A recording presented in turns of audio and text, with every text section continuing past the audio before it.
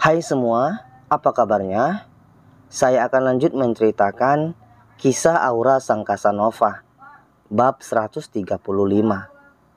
Kedatangan Jiro untuk Kiara. Di rumah sakit tempat Kiara dirawat, Tuan Kiyoshi terlihat menyuntikkan cairan ke dalam infus putrinya dengan sangat hati-hati. 3 hari ini, pria parubaya itu terlihat sangat lelah karena begitu maksimal merawat Kiara, sehingga lupa waktu istirahat. Hari ini Kiara sudah mengalami kemajuan yang sangat pesat, sudah tidak pusing, muntah, dan menggigil lagi. Bisa dibilang Kiara sudah memasuki masa pemulihan setelah terjangkit tipes karena pola makan dan tidur yang sangat berantakan ketika berjauhan dengan Jiro. Tidak heran jika itu terjadi, karena Jiro pun tidak menceritakan secara rinci tujuan kepergiannya kepada Kiara, sehingga gadis belia itu sangat mengkhawatirkan Jiro dan takut ditinggalkan di saat perasaannya sudah begitu subur pada Jiro. Kiara sudah jauh lebih enakan, Pak. Papa pulanglah malam ini dan istirahat di rumah.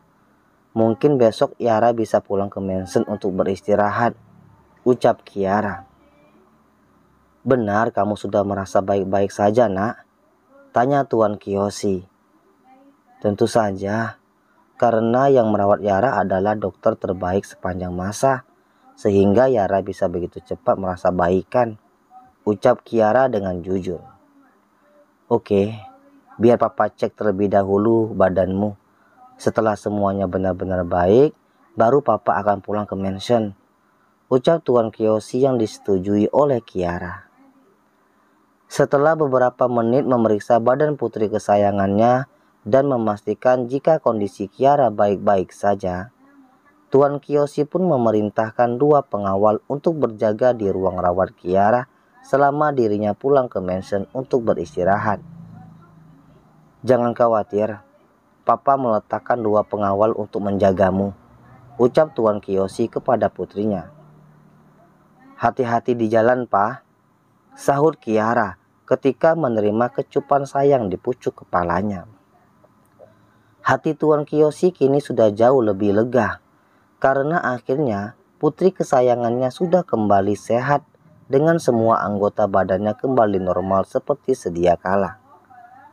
Setelah kepulangan Tuan Kiyoshi, Kiara langsung mengambil ponselnya yang disimpan di dalam laci setelah berhasil dititipkan oleh salah satu pelayan mansion Tuan Kiyoshi beberapa hari yang lalu ketika dirinya sudah dibawa ke rumah sakit.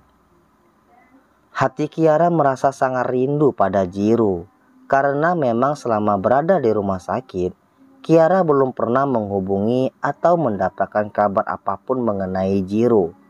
Sedangkan saat ini kepergian Jiro sudah memasuki 20 hari. Jiro, angkat dong, lirih Kiara ketika tangannya memencet tombol hijau untuk menghubungi Jiro. Nampak 10 pesan masuk dan 20 panggilan tidak terjawab terpampang jelas di layar ponselnya dengan nama yang sama, yaitu Jiro, dan itu sudah 3 hari yang lalu. Di mana dia? Kenapa selama 3 hari ini tidak menghubungiku sama sekali?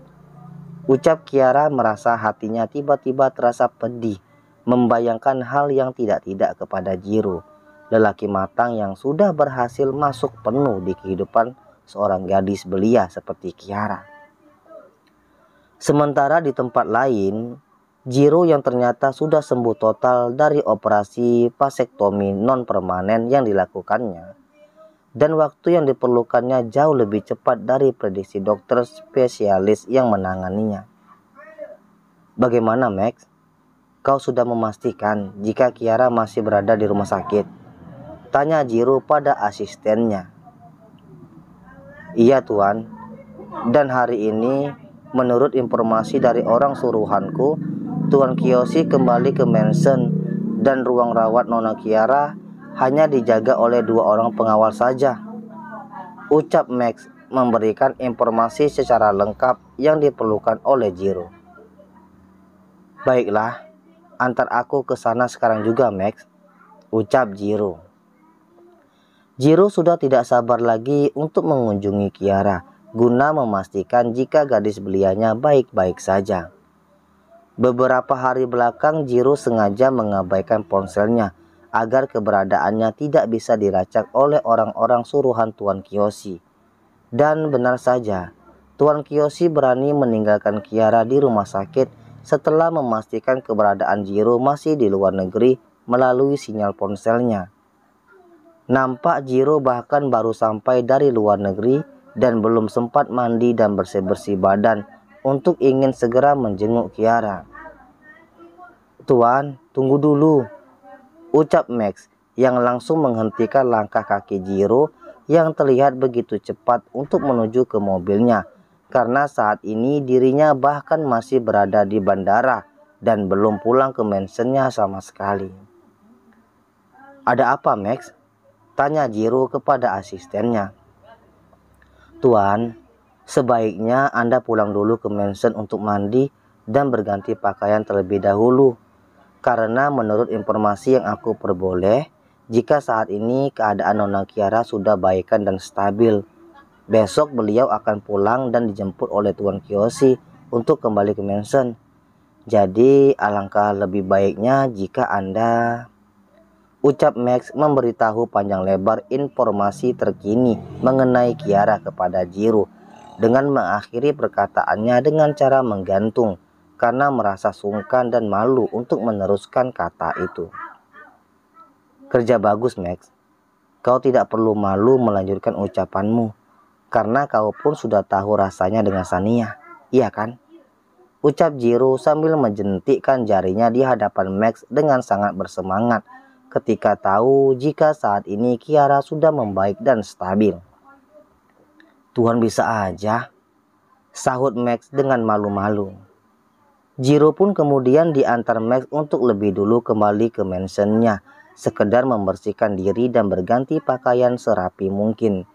Tidak lupa Jiro juga memakai parfum kesukaan Kiara. "Ini pertama kalinya aku akan melepaskan bibit unggulku ke dalam rahimnya pasca operasi," lirih Jiro yang saat ini sudah berada di kamar mansion, tepatnya sedang di depan cermin untuk melihat dirinya sendiri. "Aku akan membuat hidupku sendiri, merangkai kehidupanku dengan menanamkan bibit-bibitku sebanyak mungkin di Kiara," batinnya. Bayangan dan senyuman cantik Kiara pun bergentayangan di benaknya saat ini, membuat Jiro tidak sabar lagi untuk segera sampai di rumah sakit dan memberikan kejutan pada Kiara yang sudah beberapa hari ini sengaja diabaikan untuk tidak memberi kabar sama sekali.